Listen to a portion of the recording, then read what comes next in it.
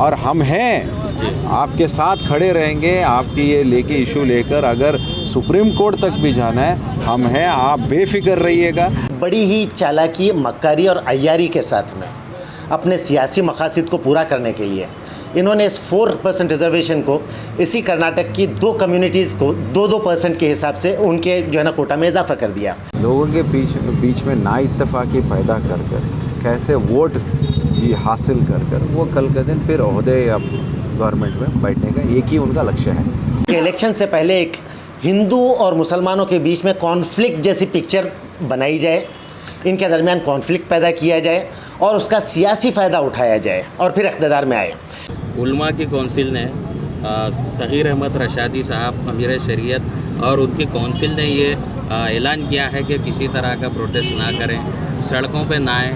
इसके बावजूद सर ये क्या पॉलिटिकल लेवल पे प्रोटेस्ट किया जा रहा है? उलमा की बात नहीं मानी जा रही है। नहीं, हमें एक ही गुजारिश है, हमें 10% की ज़रूरत नहीं है बुम्बई साहब। हम खुश हैं, 4% जो है उसी को हम वापस आप रीइंस्टेट किए, हम इसी से मैनेज करके आगे जाएंगे। आप बिल्कुल रास्ते पे आके अपना ये मत ये कीजिएगा। इंशाअल्लाह हम लीडर हैं, हमारे पार्टी के सीनियर्स हैं बहुत सारे, कि हम ये इशू को आखिरी दम तक लड़ कर ही रहेंगे।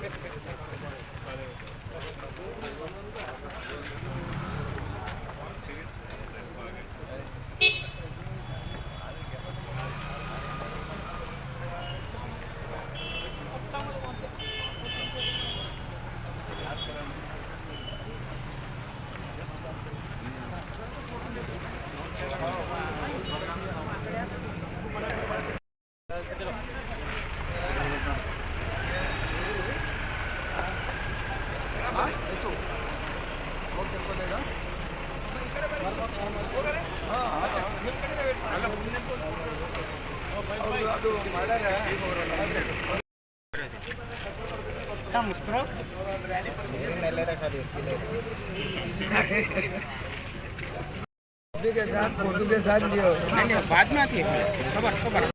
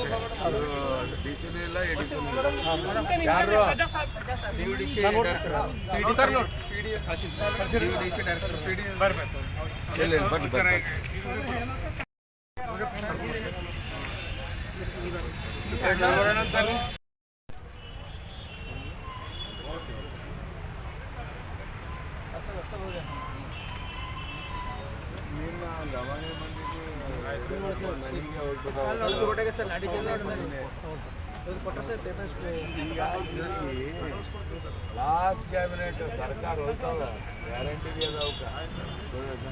छुट्टी इसको खुश करने को कर रहे कि क्या है क्या पता ಕರ್ನಾಟಕ ರಾಜ್ಯದಲ್ಲಿ ಅದು ವಿಶೇಷವಾಗಿ ಬಿಜೆಪಿ ಸರ್ಕಾರ ಅದು ಕೊನೆ ಕ್ಯಾಬಿನೆಟ್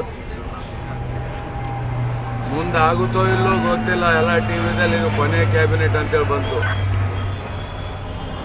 ಅಂತ ಒಂದು ಸಚಿವ ಸಂಪುಟದಲ್ಲಿ ಇವತ್ತು ಕೆಲವು ತೀರ್ಮಾನಗಳು ಏನು ತಗೊಂಡಿದ್ದಾರ ಅದರಲ್ಲಿ ವಿಶೇಷವಾಗಿ 1994ರಲ್ಲಿ ಏನು ಮಾನ್ಯ ದೇವೇಗೌಡರು ಮುಖ್ಯಮಂತ್ರಿ ಆದಾಗ ಇಡೀ ದೇಶದಲ್ಲೇ ಯಾರು ಅಲ್ಪಸಂಖ್ಯಾತರು ಮುಸ್ಲಿಂ ಬಾಂಧವರಿಗೆ 4% ರಾಜ್ಯದಲ್ಲಿ ರಿಸರ್ವೇಷನ್ ಕೊಟ್ಟು ಮತ್ತದು ಯಾವುದೂ ಚಾಲೆಂಜ್ ಆಗಲಿಲ್ಲ ಎಲ್ಲ ಕೋರ್ಟು ಗೀಟು ಎಲ್ಲ ಮಾನ್ಯತೆ ಕೊಟ್ಟು ಅವತ್ತಿಂದ ಹಿಡಿದು ಇವತ್ತಿನ ತನಕ ಆ ಜನರಿಗೆ ಏನದಲ್ಲ ರಿಸರ್ವೇಷನ್ ಮುಖಾಂತರ ಸವಲತ್ತುಗಳು ಸಿಕ್ಕೋದು ಬಂದಿದೆ ಇವತ್ತು ಇವರು ಏನು ದಿಢೀರ್ನೆ ಯಾಕಂದ್ರೆ ಅವ್ರಿಗೆ ಗೊತ್ತಿದೆ ಬಿ ಜೆ ಪಿಗೆ ಅಲ್ಪಸಂಖ್ಯಾತರು ಓಟ್ ಬರಲ್ಲ ಇವರು ವೋಟ್ ಬ್ಯಾಂಕ್ ಪಾಲಿಟಿಕ್ಸ್ ಮಾಡ್ತಾರೆ ವಿನ ಇನ್ನೊಂದು ವರ್ಗಕ್ಕೆ ಎಲ್ಲಿ ಭಾಳ ವೀಕ್ ಗೊತ್ತಾಯ್ತಾ ಅಂಥವ್ರಿಗೆ ಇವತ್ತು ರಿಸರ್ವೇಷನ್ ಕೊಡೋ ಮುಖಾಂತರ ಇವತ್ತು ದೇವೇಗೌಡರ ನ್ಯಾಯ ಒದಗಿಸಿದ್ರು ಅಂಥದ್ದೇನದಲ್ಲ ಈ ಸಚಿವ ಸಂಪುಟನ ಕಿತ್ತಾಕಿದ್ದು ಇವತ್ತು ಎಲ್ಲರಿಗೆ ನೋವು ತಂದಿದೆ ಇದು ಖಂಡನೆ ಇವತ್ತು ಯಾರಿಗೇ ಆಗಲಿ ಇವತ್ತು ಇಂಥ ಕೆಲಸ ಮಾಡಬಾರ್ದು ಹೊಸ ವಿಧಾನಗಳು ಹುಡುಕ್ರಿ ಇನ್ನೂ ಬೇರೆಯವರಿಗೆ ಏನು ಹೆಚ್ಚು ಕೊಟ್ಟಿರಿ ಅದು ಕೊಡ್ರಿ ನಾವು ಸ್ವಾಗತ ಮಾಡ್ತೀವಿ ಅದಕ್ಕೇನು ಬೇರೆ ಮಾತಿಲ್ಲ ತಕ್ಷಣ ಬೊಮ್ಮಾಯಿಯವರು ಈ ಏನು ರಿಸರ್ವೇಷನ್ ನೀವು ತೆಗೆದಾಕಿದ್ರಿ ಅಲ್ಪಸಂಖ್ಯಾತರಿಗೆ ಇದು ವಾಪಸ್ ತಗೋಬೇಕು ಯಥಾಗತ ಅದೇ ಕಾಯಂಗೊಳಿಸಿ ಮುಂದುವರಿಸಬೇಕು ಎಂಬ ನಿಟ್ಟಿನಲ್ಲಿ ಇವತ್ತೇನು ನಮ್ಮದೆಲ್ಲ ಅಲ್ಪಸಂಖ್ಯಾತರು ಮುಖಂಡರು ನಮ್ಮ JDS ಮುಖಂಡರು ಇವತ್ತು ನಾವೆಲ್ಲ ನಮ್ಮ ಪಕ್ಷದ ಪರವಾಗಿ ಇವತ್ತು ಮಾನ್ಯ ಜಿಲ್ಲಾ ಅಧಿಕಾರಿಗಳ ಮುಖಾಂತರ ಇವತ್ತು ರಾಜ್ಯ ಸರ್ಕಾರಕ್ಕೆ ಗವರ್ನರ್ರಿಗೆ ಎಲ್ಲರಿಗೆ ನಾವು ಮನವಿ ಕೊಡ್ತಾ ಇದ್ದೀವಿ ಇದು ತಕ್ಷಣ ಬೊಮ್ಮಾಯಿಯವರು ಏನದಲ್ಲ ವಾಪಸ್ ಪಡಿಬೇಕು ಎಂಬ ನಿಟ್ಟಿನಲ್ಲಿ ತಮ್ಮ ಮುಖಾಂತರ ನಾನು ಹೇಳಬೇಕು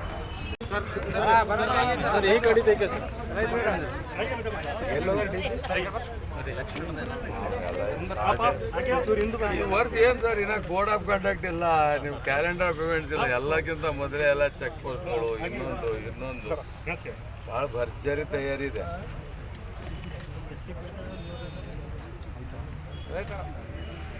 ಆಯ್ತಾ ಥ್ಯಾಂಕ್ ಯು ಸರ್ सर ये जो 2B जो रिजर्वेशन कैंसिल किया गया है ख़ास तौर से मुस्लिम समुदाय को ये दिया गया था और इसका 2% जो है वकली का और लिंगायत को शेयर किया गया है ये आपको क्या बीजेपी की सियासी चाल नज़र आ रही है? देखिए जहाँ तक हमारी समझ है बीजेपी के पास मुद्दे नहीं है आगे आने वाले चुनाव फेस करने के लिए उनके पास हर वक्त मुद्दा एक ही रहता है कि धर्म और लोगों के बीच में कैसे बंटवारा कर लोगों के बीच में ना इत्तेफाकी पैदा कर कैसे वोट हासिल कर वो कल के दिन फिर ओहदे या गवर्नमेंट में बैठने का एक ही उनका लक्ष्य है उनको कोई ये नहीं है कि आगे आने वाली पीढ़ी में क्या होगा किस हिसाब से लोगों के बीच में क्या मैसेज जाएगा उनको बिल्कुल उस चीज़ का कोई उनको अंदाज़ा भी नहीं है ना उसके ऊपर फ़िक्र है उनको बस इससे फ़िक्र है कि कल का दिन उनको गवर्नमेंट में अपने ओहदे पे बैठना है और जो करप्शन आज तक चला आ रहा है इसको जारी रखना है बस। आज जो संबंध में आप इधर पहुँचे सर मेमोरेंडम देने के लिए क्या JDS पूरे कर्नाटक में इसकी आवाज़ को उठाने वाली है और क्या आपकी सरकार आती है तो ये फिर रिजर्वेशन मिलेगा मुस्लिम समुदाय? बिल्कुल इसमें दो राय नहीं है। एक चीज़ आप अगर तवज्जो देंगे ये जो 2B जो रिजर्वेशन है 4% इसको श्री देवेगौड़ा साहब जब मुख्यमंत्री थे और श्री इब्राहिम साहब जब प्रेसिडेंट थे कर्नाटक के जनता दल उस दौरान ये लागू हुआ था पूरे रियासत कर्नाटक में जो 94-95 में जो लागू हुआ था आज तक वो चला आ रहा है। ये आवाम को मालूम होना चाहिए, पहली बात एक ये। अब दूसरी बात इन्होंने क्या ये कर दिया है कि इस बार ये दिखने में आ गया है कि इस मुस्लिम इस बार पूरे एनमास यूनाइटेड होकर जनता दल के सपोर्ट में है, इसीलिए इनके साथ कुछ शरारत कर दिए जाए। ये शरारत के तौर पे ये 2B का कैटेगरी हटाया गया है और इसमें हमारा पक्ष का एक ही स्टैंड है कि हम बैकवर्ड क्लास कमीशन का जो रिपोर्ट है उसको हम स्टडी कर अगर इफ़ रिक्वायर्ड उसको रिविज़िट कर देखकर उसके रिकमेंडेशन के हिसाब से, क्योंकि पहले भी जब इसको इम्प्लीमेंट हुआ था बैकवर्ड क्लास कमीशन का रिपोर्ट के हिसाब से इम्प्लीमेंट किया गया था। और आज भी अगर देखिएगा हर कमीशन का, सदाशिव आयोग हो, लेस्ली रिपोर्ट हो, सारे कमीशन एक ही ये बात बार बार दोहरा रहे कि मुस्लिम्स में एक तबका है जो बहुत ही बैकवर्ड है एजुकेशनली, इकोनॉमिकली, फाइनेंशियली और गवर्नमेंट जॉब सब इसमें, तो उनके लिए ये 2B रिजर्वेशन दिया गया था और इसमें क्रीमी लेयर निकाला गया है। तो मैं ये समझता हूँ पार्टी इंशाल्लाह ज़रूर कल के दिन गवर्नमेंट में हम आएंगे।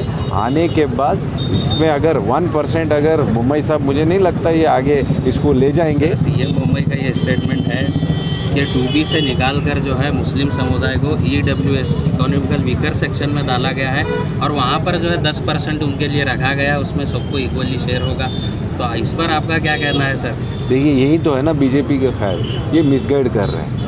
10% इकोनॉमिकली वीकर सेक्शन अगर है उसमें तो कितने कम्युनिटीज़ आ गए उसमें, एक दो कम्युनिटीज़ थोड़ी है उसमें लगभग 60-70 कम्युनिटीज़ इंक्लूड हो गए हैं। तो अगर हिसाब से देखेंगे, और एक तो है कि एजुकेशनली हम तो बहुत वीक है मुसलमानों में, तो कैसे हम क्वालिफाई कॉम्पिटिटिव कैसे होगा कि अपर कास्ट या जो भी जनरल कैटेगरी है वहाँ पे कंपटीशन कैसे रहेगा। तो ये फिर से एक अलग हिसाब का एक मुहिम नया चला रहे हैं कि हम यहाँ 4% हटा के आपको 10% कैटेगरी में ला रहे हैं, लेकिन वहाँ पर भी गलत संदेशा दे रहे हैं।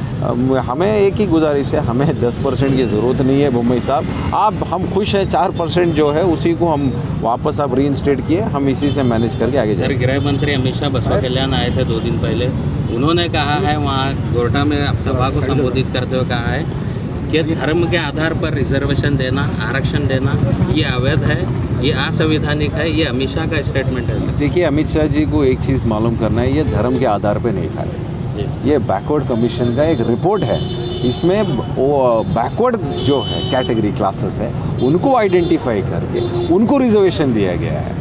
तो वो जो कम्युनिटी उसमें जो मुस्लिम के जो लोअर कास्ट है वो इसमें माइनॉरिटी में है, तो ये बिल्कुल रिलीजियस इस पे रिजर्वेशन नहीं है। ये बीजेपी वाले गलत मुहिम चला रहे हैं, बस आने वाले इलेक्शन को ये रख के नज़रअंदाज मुस्लिम नेता सीएम फैज जनता को क्या मैसेज देना चाहेंगे कि इस रिजर्वेशन को स्क्रैप करने से मुस्लिम समुदाय का कितना लॉस हो रहा है, इसके बारे में थोड़ा बताएं। जहाँ तक मैं देखा लगभग साल में 300 MBBS सीट को नुकसान हो रहा है मिनिमम, और करीब 1800 से 900 इंजीनियरिंग सीट्स का हमें नुकसान हो रहा है। तो ये बड़ी तादाद में नुकसान है, वरना 300 तलबा डॉक्टरी पढ़ते हर साल MBBS में एनरोल होते।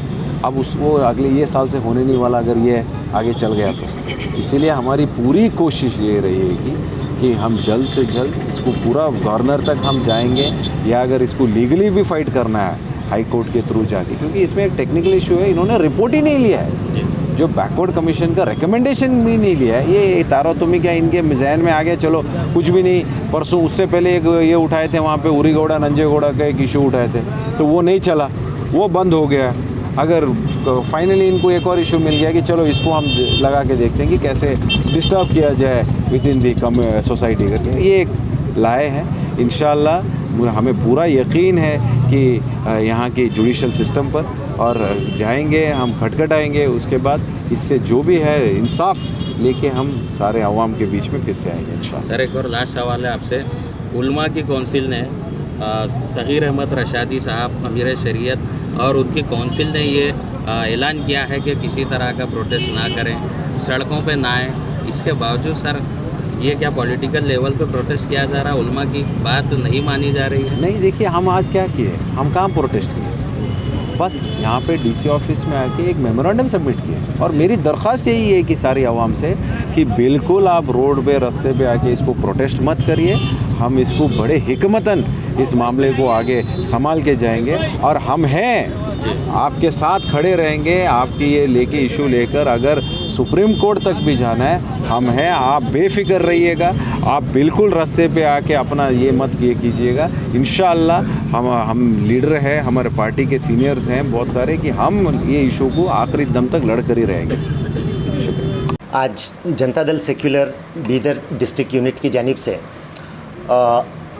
एक रैली की शक्ल में हमारी पार्टी ऑफिस से डिप्टी कमिश्नर ऑफिस तक जाकर एक मेमोरेंडम डिप्टी कमिश्नर के थ्रू गवर्नर के नाम पे रवाना किया गया। दरअसल जैसे आप सबको पता है कि स्टेट की बीजेपी गवर्नमेंट ने एक बहुत ही चीप पॉलिटिकल काम करते हुए मुसलमान जो तमाम फील्ड्स में बैकवर्ड हैं, सोशली, पॉलिटिकली, इकोनॉमिकली जो बैकवर्ड्स हैं, उनके लिए जो 2B का रिज़र्वेशन था 4% का, उस रिज़र्वेशन को ख़त्म करने का काम इन्होंने किया। और उसके साथ बड़ी ही चालाकी, मक्कारी और अय्यारी के साथ में अपने सियासी मकासद को पूरा करने के लिए इन्होंने इस 4% रिज़र्वेशन को इसी कर्नाटक की 2 कम्युनिटीज़ को 2% के हिसाब से उनके जो है ना कोटा में इजाफा कर दिया।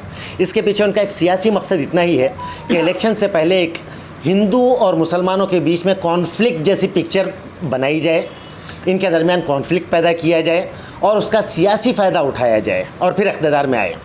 चूँकि इनके पास कोई परफॉर्मेंस नहीं है, इन्होंने आवाम के लिए कुछ किया नहीं है, दिखाने के लिए कुछ है नहीं, तो महज ये हिंदू मुस्लिम करके इलेक्शन जीतने के लिए इन्होंने ये हरकत की है।